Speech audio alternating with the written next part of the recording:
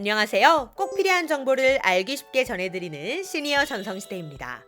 여러분 요새 휴대폰을 이용한 사기가 정말 많죠. 보이스피싱부터 해서 문자 사기까지 온갖 사기꾼들은 다 이 휴대폰을 이용해서 사기친다는 느낌이 들 정도로 휴대폰의 전화, 문자 모두 조심하게 되는데요. 그런데 이 사기꾼들이 우리 턱 밑까지 쫓아왔습니다. 즉, 내 눈앞에서 내 휴대폰으로 범죄를 저지른다는 겁니다. 이 인간들 수법이 더 대담해졌는데요. 혹시 눈앞에 사기꾼이 있는데 그걸 왜 속냐? 속는 사람이 바보 아니냐? 라고 생각하시나요? 그런데 오히려 내 눈앞에 있으니 더 방심하게 되고 그 틈을 타 범죄는 일어난다는 겁니다. 혹시 여러분도 최근에 여러분 주변에 이런 사람 없었는지 꼭 확인해 보시고요. 우리 턱 밑까지 가까워진 사기꾼들 어떤 수법을 쓰는지 어떻게 하면 예방할 수 있는지 오늘 하나하나 알려드리도록 하겠습니다. 오늘 영상도 꼭 주변 분들께 공유해 주셔서 절대 내 돈 털리지 않도록 알려주시기 바랍니다. 구독, 좋아요, 알림 설정은 영상 제작에 큰 힘이 됩니다.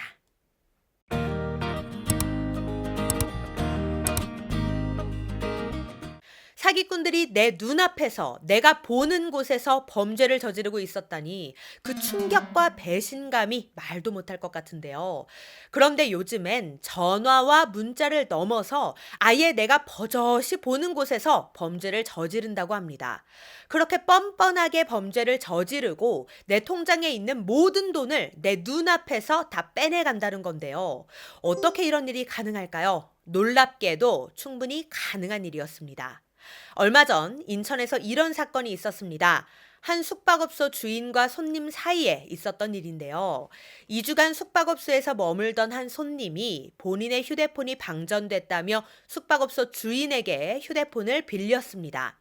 아무런 의심 없이 숙박업소 주인은 휴대폰을 빌려줬고 휴대폰을 빌려준 짧은 시간 동안 숙박업소 주인의 계좌에 있던 700만 원이 몽땅 사라진 겁니다. 물론 숙박업소 주인은 이 사실을 손님이 퇴실을 다 하고 난 뒤에야 뒤늦게 알게 되었고요. 아니, 어떻게 이런 일이 가능한 것일까요? 상식적으로 휴대폰을 빌려주는 것만으로도 내 통장에 돈이 빠져나갈 정도면 이거 문제 많은 거 아닌가요? 휴대폰만 가지고 있다고 해서 돈이 술술 빠져나갈 정도면 불안해서 스마트폰 어떻게 사용합니까? 이 사건이 일어난 1월 당시에도 이 기사를 접한 네티즌들의 의견은 분분했었는데요. 그런데 알고 보니 스마트폰 해킹이나 보안상의 문제가 아니라 이 범인이 치밀하게 사전 접근을 했던 거였습니다. 즉, 이 손님은 퇴실하면서 휴대폰을 빌리기 전에 이미 사전에 휴대폰을 빌린 적이 있었던 거예요.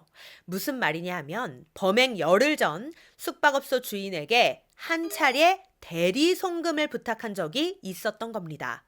쉽게 말하자면 아저씨, 제가 현금으로 5만 원 드릴 테니까 아저씨 계좌로 이 은행에 제 대신 계좌이체 좀 해주시면 안 될까요? 이런 식으로 접근을 했다는 거죠. 즉, 이렇게 대리 송금을 요청을 했는데 이게 왜 문제가 되느냐? 휴대폰으로 대리 송금을 할 때 요즘엔 간편하게 비밀번호만 입력하면 송금이 가능한 앱들이 있거든요.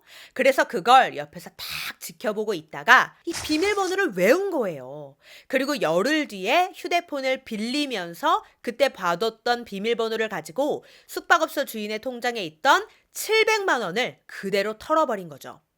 그리고 송금 후에 알림 문자 오잖아요. 그런 건 당연히 자기가 다 지워버렸겠죠. 그렇게 해서 숙박업소 주인이 돈이 빠져나간 걸 뒤늦게 알아차리게끔 다수를 써놓았던 겁니다. 자, 어떠신가요? 세상에 이렇게까지 치밀하게 사기를 치는 인간이 있을까 싶겠지만 사실 너무도 쉽고 너무도 간편하게 남의 돈을 갈취하는 수법이었던 겁니다. 심지어 이 범인은 나이가 놀라지 마세요. 22살밖에 안 됐어요.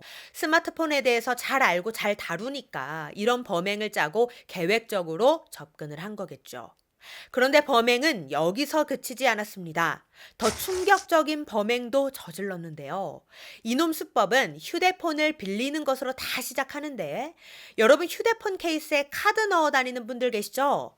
이놈이 그런 사람들을 또 노린 거예요. 그래서 일부러 휴대폰을 빌리고 통화를 하는 척 하면서 휴대폰 케이스에 보관 중이던 신용카드를 훔쳐서 무려 3,040만 원을 가로챈 겁니다. 자기 카드 마냥 여기저기 긁고 다닌 거죠. 이런 범행을 무려 11차례나 저질렀다고 하는데요. 즉, 이 어린 사기꾼의 범행 수법을 요약하자면 이렇습니다. 휴대폰으로 대리송금을 부탁하며 비밀번호 엿보기. 휴대폰 빌려 그 비밀번호로 통장에 있는 돈 빼내기. 휴대폰 빌려 케이스에 있는 신용카드 가로채기. 이런 수법들을 계속해서 저지른 겁니다. 즉, 좋은 마음으로 휴대폰을 빌려준 사람들에게 이 피 같은 돈을 가로채는 범죄로 갚은 거죠. 그러니까 이제는 휴대폰도 마음대로 못 빌려주는 세상이 되어버린 겁니다.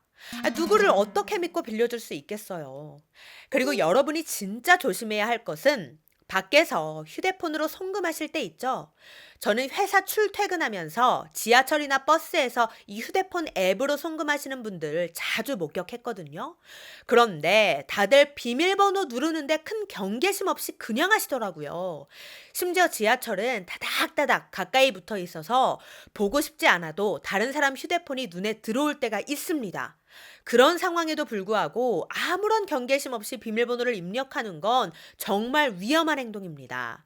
이런 나쁜 마음을 먹는 사람들도 있으니 반드시 밖에서 휴대폰으로 송금하시거나 비밀번호 누를 일이 있다면 사람이 없는 곳에서 주의를 살펴보시고 하셔야 하고요. 요즘엔 CCTV도 많아서 주변에 사람은 없더라도 화질 좋은 카메라로 누군가 지켜볼 수 있습니다. 그러니 정송금을 하셔야 한다면 비밀번호 누르지 않고 지문 인식으로 하는 거 있죠. 뭐 그런 방식을 사용하시거나 화장실 칸에 들어가셔서 몰래 하시는 게 가장 안전할 것 같습니다. 네, 오늘은 휴대폰 신종 사기 수법에 대해 알려드렸는데요. 부디 우리 시니어님들의 좋은 마음이 이 범행의 표적이 되지 않았으면 하는 바람입니다. 오늘 내용도 도움이 되셨다면 구독, 좋아요, 알림 설정 부탁드리고요. 저는 다음에 더 좋은 정보로 다시 찾아뵙겠습니다. 감사합니다.